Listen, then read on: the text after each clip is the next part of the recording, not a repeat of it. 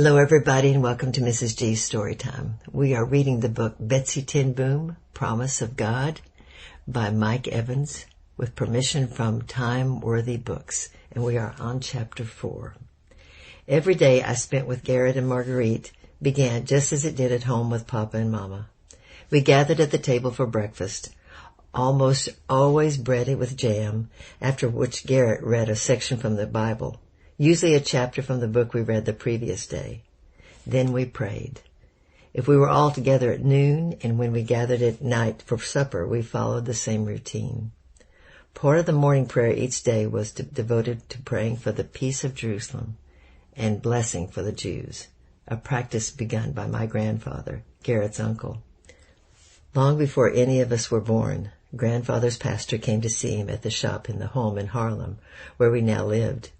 In their conversation that day, they learned that both had felt prompted by the Holy Spirit to pray for the peace of Jerusalem, and they resolved that morning to do so every day. Since then, at Grandfather's house and at the homes of almost all his descendants in each succeeding generation, 10 booms of every size and shape prayed each day for the peace of Jerusalem and for blessing on the Jews. At our home in Harlem, those prayers have been offered continuously each morning after breakfast since 1844. As my treatments with Dr. Trump continued and as I grew stronger, visits to the hospital became shorter. After a month or two, he sent me home with vitamins and liver extract in a bottle. His nurse gave us instructions about how and when to administer it and a journal for Marguerite to make notes of each dosage. After that, morning trips to the hospital were reduced to just 3 days each week, and then only to allow the nurse to draw blood for the test that monitored my condition.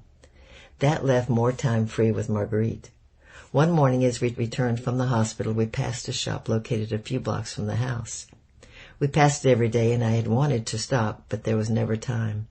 Now that our trips to the hospital were much quicker and we had time to go inside.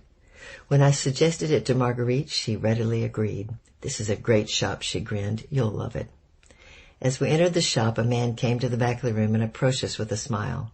"Marguerite, this is your cousin Betsy?" "Yes, this is Betsy ten Boom. She's visiting us from Harlem." And then she turned to me. "Betsy, this is Toma Berman." Berman grasped my hand in his. "I'm so glad to finally meet you," he beamed. "Welcome to our shop." He gestured with a sweep of his arm. "We have beautiful dresses on the rack along the wall, lovely lace on the shelves and back, and in between anything you can imagine." Marguerite wandered to the left, and I wandered to the right, past a table covered with hats, and thought of Corey. Even at a young age, she loved hats. Mama and Auntie Anna insisted she wear a bonnet like other girls her age, but Corey had an eye for the hats on the shelf in my room. And when we were there together, I took them down for her to try. Seeing them now in the store and thinking of her brought back many memories, and for the first time since I left home, I was not overwhelmed with sadness. I lingered there a moment and then moved on across the store. As I drew near the first dress rack, Mr. Berman came to my side. "If you see anything you like, I can make you a terrific price." "Okay," I nodded, but I only had a few coins in my purse. There's no way I could afford even the cheapest of the clothes he had to sell. "Marguerite tells me that your father and Garrett are cousins," he continued. "Yes," I nodded. "Garrett's father and my grandfather were brothers." "I did not know these men," he smiled. "But your father is the watchmaker Caspar ten Boom." The sound of my father's name caught me off guard, and my eyes opened wide. "How do you know him?" "I do not know him personally, but everyone knows about Caspar ten Boom. My brother is neighbors with Gideon Prems. You know Gideon?" "Oh, Rabbi Prems?" "Yes," Berman nodded eagerly. "You know him?" "He comes to the shop almost every week to visit with Papa. Gideon grew up near us," Berman added. "I see him when I go to Harlem to visit my brother." We made the rounds past all the racks. It was a nice store, but I think Marguerite had no more money to spend than I. So after we made our way around the shop, we said goodbye and started up the sidewalk towards Marguerite's house. As we walked, she glanced over at me. "What do you think?" "Nice store." "Yes. He knew who your father was." "You told him?" "I told him you were coming and gave him your name. He asked about your father on his own." I did not know Papa's reputation reached this far. "Well, now you see. You aren't so far from home after all. No, I suppose not. He knows Rabbi Prems, too. Yes, Rabbi Prems visits our neighborhood often. You know him? Certainly. Rabbi Prems is one of Papa's best friends, I continued, glad for the chance to talk about familiar things of home. They visit almost every week. I looked up at her, and sometimes even pray together. She had an amused smile. You say that as if I should be shocked. Well, sometimes it seems a little strange to me, but most of the time it just seems right. Yes, she nodded, it does. Do you have Jewish friends that you pray with? I do. Sometimes, I added, I think Papa is better friends with the Jews than with the Christians, and Rabbi Prems is more of a pastor than the priest at St. Bavo's. I don't doubt it, Marguerite laughed, but since you are so much at home here now, I have another friend you should meet. My forehead wrinkled in a frown. Another of Papa's friends? No, she shook her head. Another of my friends. Her name is Anne Selinger. She lives 5 blocks from here. Then a questioning look came over her. Can you do that? Can you walk that far? Yes, I said confidently. I'm much stronger than when I first came here. I know, but we'll have to climb several flights of stairs. Do you think you can do that too? I can, I nodded. Okay, she sounded less than convinced. If you think you're up to it. I touched her hand. I'll be fine, Marguerite. She is sick, and I've been taking food to her. You sound like Mama. She's always taking food to the neighbors. Sometimes all we have is bread and coffee, but she takes soup to our friends. Good, then, she said with a laugh. Since you're experienced at this, you can help me prepare the food. Back at the house, Marguerite and I worked together in the kitchen, cutting the meat and vegetables for the soup, then baking bread while the soup pot simmered on the stove. When everything was ready, we poured the soup into a serving bowl, wrapped the bowl in a clean towel, and set it in a large picnic basket. We took the bread from the oven, covered it with a separate cloth, and tucked it beside the warm soup bowl. Then, with Marguerite leading the way, we started on the 5-block walk from the house to Anne's apartment. At first I had no trouble keeping up, but the further we went, the more tired I became. My strength lasted longer than before, but even so, by the time we reached the apartment building, I wondered if I could make it up the stairs. Marguerite must have wondered too, because she glanced back at me with a worried look. I can take this up to her on my own if you need to wait here. No, I said insistently, gesturing with my hand for her to continue. I'll be fine. An amused grin spread across her face. We used to see your father often when we were younger. This is how I remember him. How? Just like you, she said playfully. I held the door open as Marguerite entered with the basket, and then I followed her down the front hall to the stairway and started up behind her.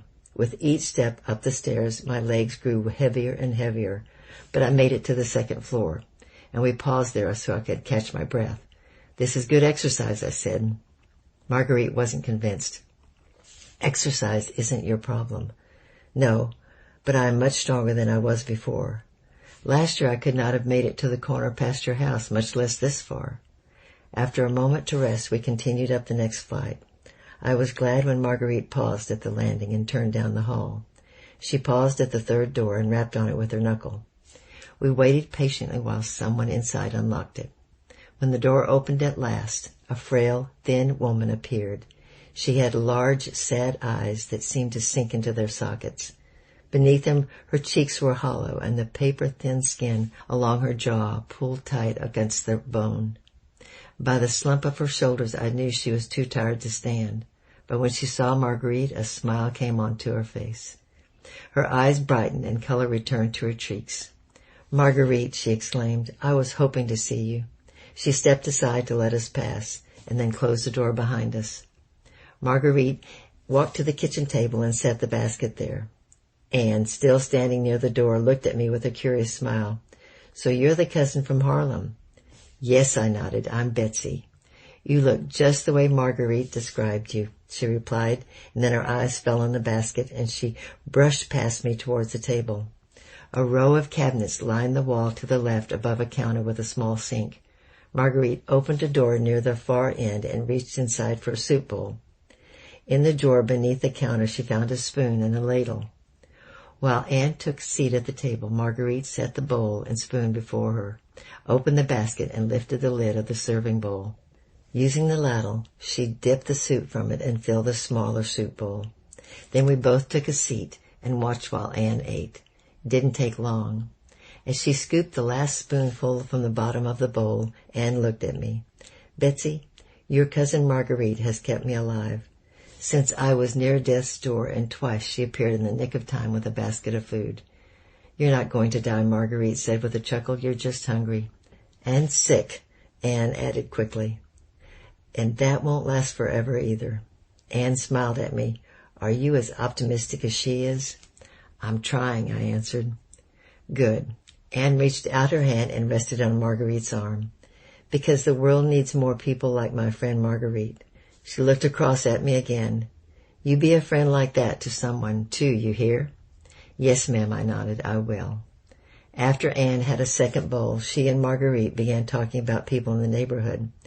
I knew little of the things they discussed, but sat quietly listening to their conversation. As they talked, I glanced around the apartment. It was sparsely furnished with a single chair by the front window.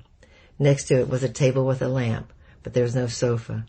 In fact, there was nothing else in the room at all, not even pictures on the walls. Then I noticed the lamp on the table by the chair had no oil. A glance toward the ceiling told me the apartment wasn't wired for electricity either. Sunlight through the windows must have provided enough for Anne to see during most of the day. But as the afternoon grew late and the summer light faded, the room would become dark. A damp chill hung in the air, and I remembered Marguerite had not lit the stove to warm the soup. Conversation between them lagged, and Marguerite ladled the last of the soup into the soup bowl and set the bread on the plate. It was still wrapped in cloth, just as it was when we packed it from the house. Then a few minutes later we returned the serving bowl to the basket and started towards the door. When we were downstairs on the street, I asked Marguerite about what I'd seen. "No," she replied. "Anne does not have gas or electricity. That apartment would get rather cold at night. That's part of the reason she's sick." "Does she have water?" "Yes, though I'm not sure why or how." "Doesn't she have relatives who can give her a better place to live?" "I suppose, but I don't know who or where they are. We have Mama's sister living with us, and there was a time when we had all her sisters. I think Anne prefers being on her own, even if her conditions are less than the best."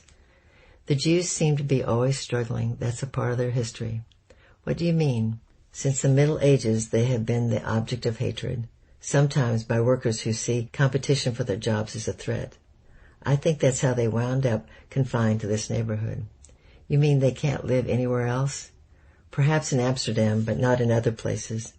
I don't understand how people could treat them like that. I think they're just afraid." She paused a moment, as if in thought, and then she said, "Or they might just be mean." We laughed together, and then I added, "All I know is Papa says we should pray for the peace in Jerusalem and for blessing on the Jews, and that's what we do. And that's a good way to look at it." Next time will be Chapter 5. We'll find out what happens. I love you. I'm praying for you, and bye-bye for now.